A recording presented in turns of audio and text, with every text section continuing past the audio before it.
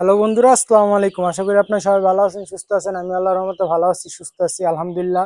আজকে তৃতীয় ব্যাচের তৃতীয় দিন, আলহামদুলিল্লাহ। আজকের দিনই লাস্ট বোর্ডিং হবে। আর পেপারের উপরে আবার আমি কার্টন দিছি। এই যে পেপার উপরে কার্টন দিছি।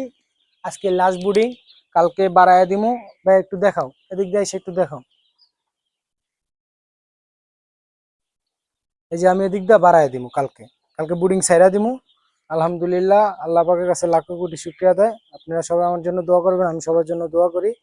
যে যা কাজ করেন আল্লাহ তাআলা সবাইকে বারাকা দান করুক। আজকে সকালবেলা শেফা দিছি। শেফা আর একদিন দিমু, কালকের দিন দিমু। শেফার কাজ কি এটা তো অলরেডি আগে ভিডিওতে বইলা দিছি। শেফার কাম হইলো নাভি শুকানো আর ডিমের কুসুম থাকে, বাচ্চার পেটে ডিমের কুসুম থাকে। ফুটার পরে 2 থেকে 3 দিন ডিমের কুসুমটা কাঁচা থাকে, ওটা শেপার কারণে ওটা শুকায়, আর হলো বুডিং এর কারণে শুকায়। আর কালকে বাড়ায় দিমু এই পর্যন্ত। আর শেপার সাথে দিছি হলো বঙ্গবেট।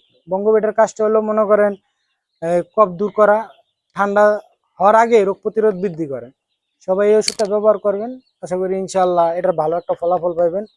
আর দুপুরে দিছি টিএফ গোল্ড। টিএফ গোল্ডটা দেওয়ার কারণ হলো সব ওষুধই রোগ প্রতিরোধ বৃদ্ধি করে। এটার কাজ হলো মনে করেন এই কাঠের ভুসি যদি মুরগি খায়ালায়, প্রথম অবস্থায় খাবার কোনটা কাঠের ভুসি কোনটা বুঝে না। এই কারণে মনে করেন এটা অগ্রিম আজকে খাওয়াই দিছি দুপুরবেলা। আর রাইতেও সেবা চলবে, কালকে সকালেও সেবা চলবে, এরপরে এটা স্টপ। আলহামদুলিল্লাহ মুরগি খুব সুস্থ আছে।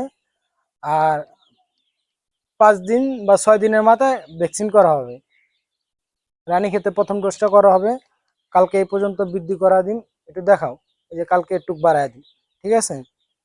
আর টেপ গোল্ডের কাজ হইলো মনে করেন এই ভুসি যদি খায় মুরগি, মুরগি হলো কুচকা ধরে থাকে, মুরগি বাড়ে না, বৃদ্ধি হয় না।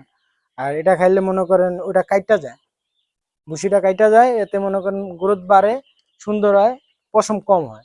আর পোলট্রি মুরগির সর্বপ্রথম প্রয়োজন হলো পশম না হওয়া।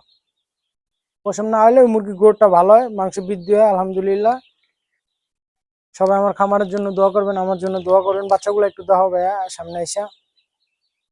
আলহামদুলিল্লাহ সবকটা বাচ্চাই, আমি আমার এদিকে আবার একটু ওয়েদার ঠান্ডা, তো তাই আমি 3 দিন বুডিং করছি। নিয়ম হলো গরমে 2 দিন বুডিং করা, আমি 3 দিন বুডিং করছি। সবাই এভাবে বুডিং করার চেষ্টা করবেন। কালকে একটু তাপমাত্রা কম ছিল, আমি একটা লাইট বাড়ায় দিছি। আপনারা আপনাদের খামারের ওয়েদার উপরে ডিপেন্ড করবে। কতটুক তাপমাত্রা 35 ডিগ্রি হলে মোটামুটি আলহামদুলিল্লাহ মুরগির জন্য ভালো একটা ওয়েদার। সবাই এভাবে খামার করার চেষ্টা করবেন।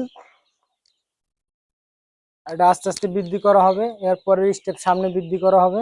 এভাবে আস্তে আস্তে আমি বাড়ায় দেই, জায়গা বৃদ্ধি করা দিয়ে, যাতে মুরগি হাঁটা চলার জন্য ভালো হয়। কালকে আমি ভুসির ভিতরে ছাইরা দিব, এই পেপার কার্টন সব উড়াইয়া ফেলবো।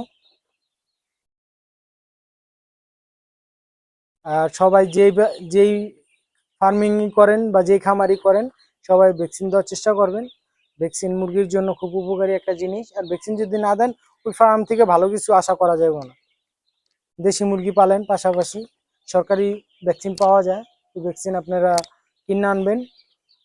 আমাদের জেলায় পানি সম্পদ অধিদপ্তরে মাসের প্রথম সপ্তাহে পাওয়া যায়। রানীক্ষেতের ভ্যাকসিন হলো 30 টাকা, 20 টাকা থেকে 30 টাকা। আর গাম্বুরারটা একটু দাম বেশি, 50 টাকা। সবাই এইভাবে খামার করে শুরু করেন। এটা যদি ভালোভাবে করতে পারেন, ফার্মিং খুব ভালো লাভ হয়। আশা করি ইনশাল্লাহ ভালো একটা প্রফিট আসবো। আজকে ভিডিও এই পর্যন্তই। সবাই ভালো থাকবেন, সুস্থ থাকবেন। আসসালামু আলাইকুম। আর আমার ভিডিওটা যদি ভালো লাগে থাকে, সবাই সাবস্ক্রাইব করে দিবেন, এটা লাইক কমেন্ট শেয়ার করে আমার পাশে থাকবেন। আসসালামু আলাইকুম।